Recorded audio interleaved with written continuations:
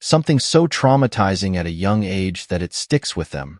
Forever, I'm one of those people. I was maybe 7 or 8 years old, my older brother, and I grew up in a broken household. Our mom raised us. Our dad was a deadbeat and disappeared out of our lives. Our mom worked 2 jobs to provide for us. She'd sometimes have to work night shifts and would usually have our grandma stay at the house on nights that she had to work. My brother Austin is 2 years younger than me. We were fortunate enough to have our own bedrooms given the circumstances. We lived in a small house, but for the 3 of us and on our mom's dime alone, it wasn't terrible. The area in which we lived wasn't amazing, though. It was a night like any other. I can't remember if it was a school night or if it was a weekend. I don't remember any tiny details like that, but what I do remember is I was in the living room with my grandma. She was watching TV, and I was playing with Legos on my Lego table. I was being loud and making a mess with them because I remember my grandma kept saying, "Alex, quiet down." Austin was already in bed. My bedtime was 9:30. Given that it was probably approaching that time, I'm guessing this was a weekend night. Otherwise, my bedtime would have been earlier. The layout of the house was simple. Living room, dining room, and kitchen are all connected. And then there was a hallway which led to the bathroom and 3 bedrooms. Our mom's bedroom was at the end of the hall. Mine was in the middle. Our grandma would sleep in our mom's bed when she'd stay over to watch us. Eventually, I had to go to sleep. My grandma would always go to sleep early too, so right after saying goodnight to me, she would go to the bathroom to brush her teeth and stuff before going to sleep as well. I was never one to be afraid of the dark or anything. My mom says I used to be a really brave child, but that night I woke up in the middle of the night, something unusual for me because I remember myself being a very heavy sleeper. I heard something outside in the hallway, creaks in the floor. The wood floors in that house were always very creaky. Anytime someone walked down the hall, you'd hear it. I thought my grandma was going to the bathroom. However, the creaking didn't stop. It sounded like the creaks were moving back and forth. I got out of bed and went to the door to listen. Now I heard whispering. I was more confused than anything. I thought my grandma was talking to Austin. I opened the door and looked into the hallway, and what I saw still haunts me. There was a tall, naked, skinny woman leaning on the wall with her head between her arms. She was whispering stuff to herself. And then, like a deer in headlights, her head whipped around to look at me. I screamed for my grandma like a little girl and slammed my door shut. There were pounds on my door, and the woman on the other side was screaming a name, "Jeremy, Jeremy, open the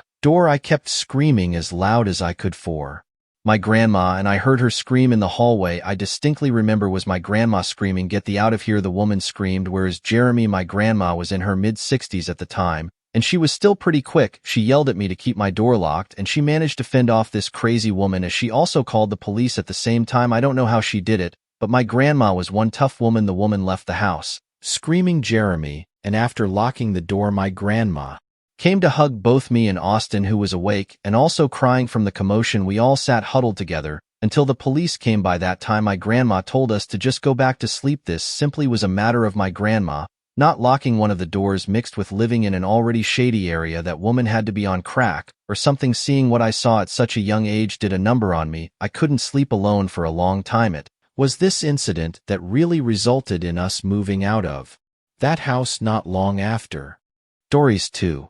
Let me give you some context before the story begins. When I was 19 years old, I lived a pretty normal life. I had just finished high school the year before the story takes place. I had always been one for horror, anything, whether it was movies, games, jump scares, you name it, and I loved it. I never seemed to be afraid of anything, and I loved that it allowed me to go and do things that made me appear tougher to girls who I was interested in at the time, or who were interested in me. I thought of it almost like a superpower. My friend had always talked about this REM-induced real-life nightmare called sleep paralysis. I, however, had never experienced such a thing. My friend Megan suffered from extreme lucid dreaming. She explained to me several times about how certain stimulators or outside factors could play into her dreams and mold them into what could potentially be a heavenly experience full of fun and wonder, or could just as easily turn into a bone-chilling nightmare straight out of hell.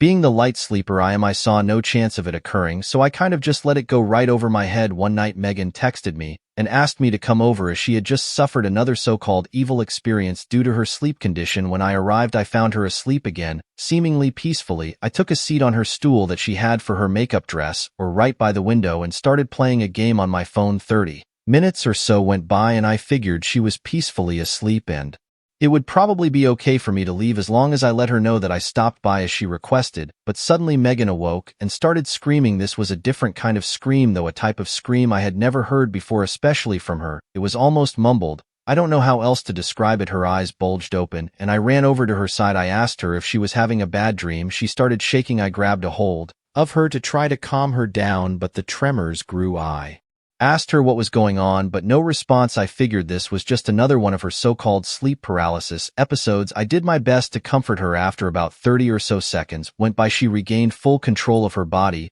I made sure she was okay, and I left back from my house as it was almost 1 o'clock in the morning. Right as I got home, I received a very panicked text reading the hallucinations won't stop. I asked her to clarify what she meant, but no response. After about 30 minutes went by, I took it upon myself to head back over to her place. When I arrived, I noticed the illumination of red and blue covering her front porch and the surrounding road signs. I ran up to her house, desperately trying to find out what happened. As I approached the house, I noticed Megan was speaking with one of the officers on the scene. When I went up to talk to her, Megan and the officer walked me over to a more secluded area. What I found out still sends chills up my spine to this day. Apparently, when I had went over to Megan's that night, she wasn't asleep at all. She was pretending to be. Evidently, right behind me was a tall, skinny, homeless man hiding in her closet. The police had also found a very large kitchen knife on him as well. The theory to this day is Megan thought she was having an episode when in reality, this very real man was quietly creeping towards her in her bedroom. Supposedly, when I had entered her house, it was enough to spook the man into hiding, and my presence was enough to keep him hidden. This gave Megan the time to call 911 and report the situation, which in turn resulted in the police arriving almost immediately after I had left. Thankfully, the man was taken into custody rather quickly. To this day, I don't know what to think about that night, other than I could have very easily saved her life some by keeping her company during what I thought was a very stressful situation, which in turn could have resulted in some very scary and heinous acts that would have taken place if I had been there any later. I hope I never experienced such a thing. That would be what finally trips my fear factor without it. Stories 3.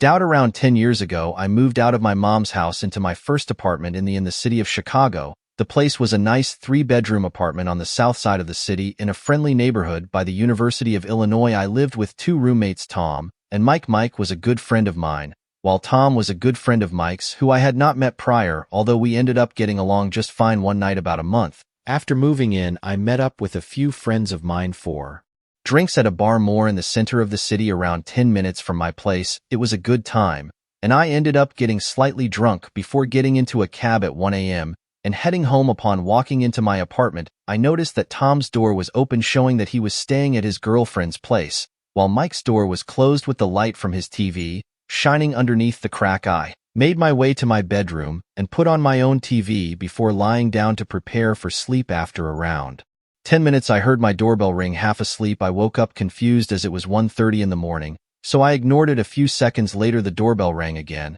and then again a few seconds after that. It's important to mention that my roommate Mike had a good amount of Sid catch by dealing weed to a few people.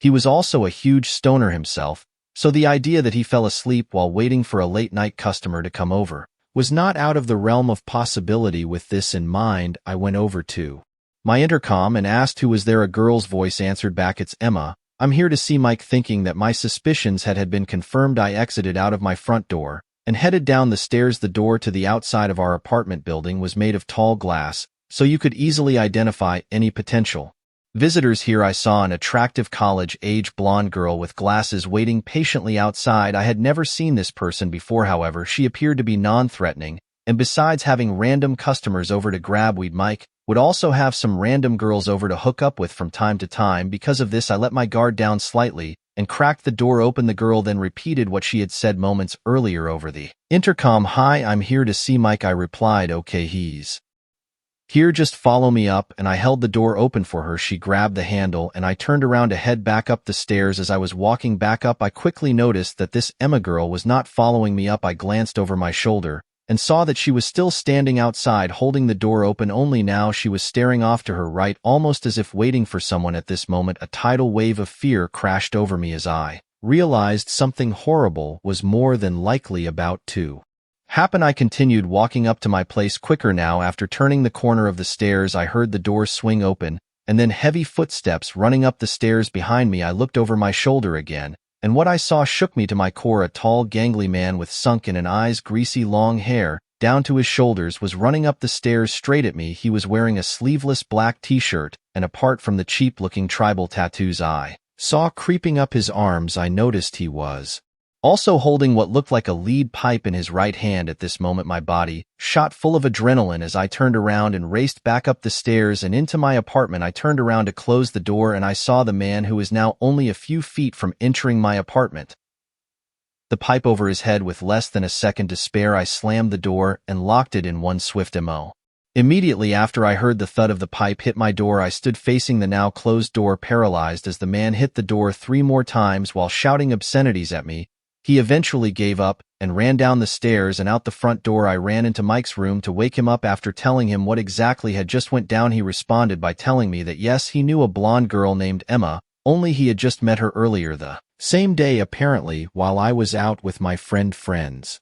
The doorbell rang while Mike was home alone. Instead of going down to let her in himself, Mike buzzed her up after just hearing her name, with his train of thought being him thinking that she was a friend of mine. When she reached the door to our unit, he opened it and let her in. He said it seemed like she was confused, mentioning that she was looking for someone named Tim. Mike responded by saying his own name, that no one named Tim lived here. He mentioned she stayed near the entrance of the unit and kept reaching behind her to make sure the door stayed open before leaving only a few moments later. After hearing this, my theory is that these same people came earlier in the day and, not expecting to have someone just let them up through the buzzer, the girl made the mistake of forgetting to keep the door to the building open, rendering the attacker unable to enter during this first attempt. Either way, we both got extremely lucky that night. We did call the police, who arrived and asked for more information about what happened. They asked if there was anyone we knew who might want to do us harm, and we answered no, which was the truth, as this seemed to be a completely random attack. The cops left soon after, saying that there was nothing much they could do. We never saw that Emma girl or her scumbag partner.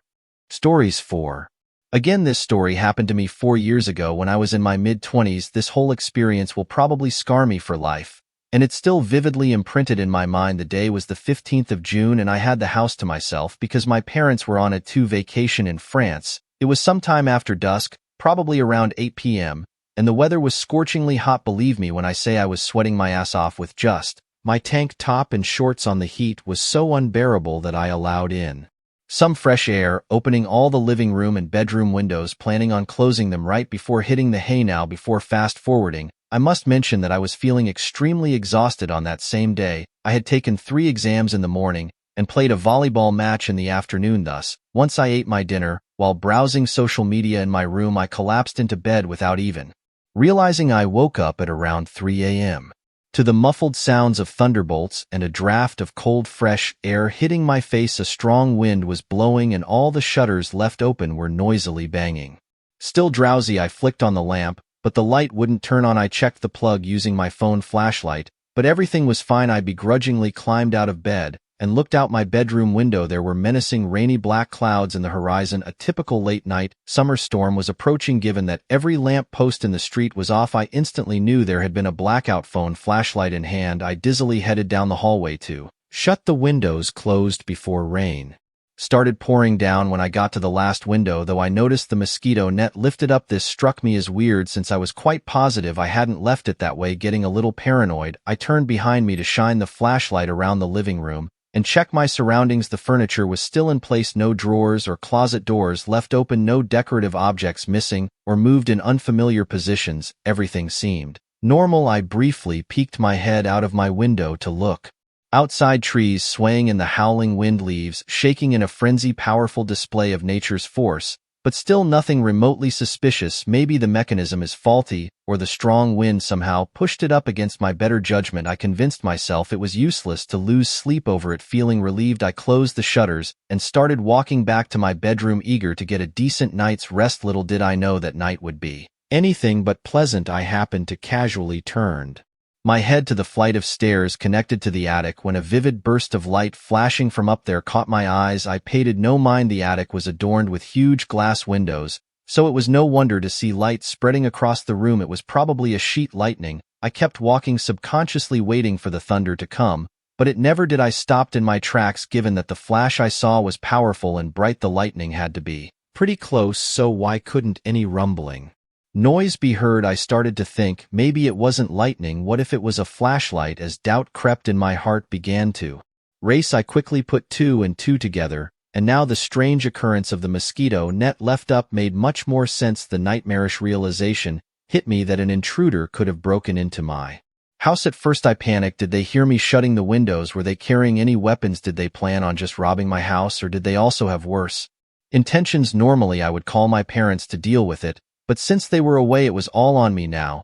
While those sickening thoughts were swirling in my mind, the distinct sound of a doorknob being twisted and turned made me instantly snap out of my catatonic state. I shot my head to face the living room entrance, and through the glass frame I spotted a shadowy figure. Just a few inches outside of the front door there was a person standing there, most likely an accomplice of the guy upstairs.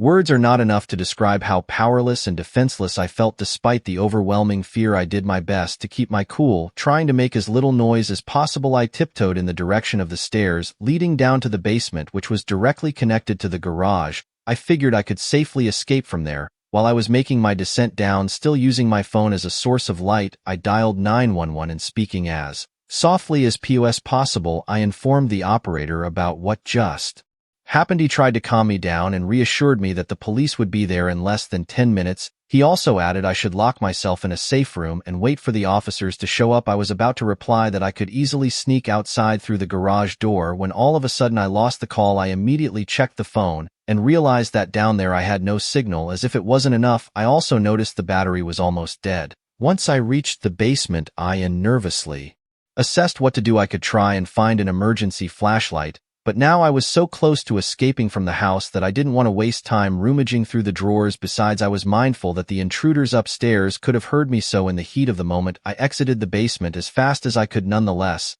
while making my way towards the garage door, I got a feeling in my gut telling me I was being watched. I don't even know why. Maybe my sixth sense had picked up on something. But I pointed my phone to illuminate the back seats of my car, and there he was, a man's face stuck to the rearview mirror, a disgusting, revolting face with dead, bulging, wide eyes, and a malicious yellowish grin spreading across its cheeks. He kept staring at me so intently, it almost looked like he was piercing into my soul. He slid his dirty hand against the glass, waving me hello in an unnatural slow motion, and at that point it happened. My phone back battery died, turning off the flashlight and leaving me in the middle of a total darkness. I felt my heart in my throat. I had never been more scared in my entire life. My whole body was quivering and shaking in fear when I heard the car door opening. I lost it. I screamed like a little girl as I somehow managed to unlock the garage door and bolt outside, climbing up the driveway ramp. By that time, heavy rain had started pouring down. I hopped over the gate and ran to the nearest house, yelling like a lunatic for the neighbors to rush outside. They came out in shock, and I explained to them the whole situation, almost out of breath and soaking wet. In the meantime, I heard sirens in the distance. 2 police cars rolled down the street, and I practically ran into the officer's arms, screaming that there were 3 strangers in my house. 4 agents went into my house, guns drawn, while another one took my description of the events. Those 3 men were all gone, though, and to this day I don't think they've never been caught. Some antiques which held some value were stolen, however. I must say it was no big deal for my family. For the remainder of the night, I couldn't sleep at all. I kept tossing and turning, jumping at the slightest sounds, ruminating relentlessly on the horrific experience. But I kid you not, another chilling surprise was lying in wait. When morning came, I spotted a small piece of paper sticking out of the edge of my bed. I picked it up and went frozen stiff. The following words were written: "Bye bye, beauty. You look cute when you sleep."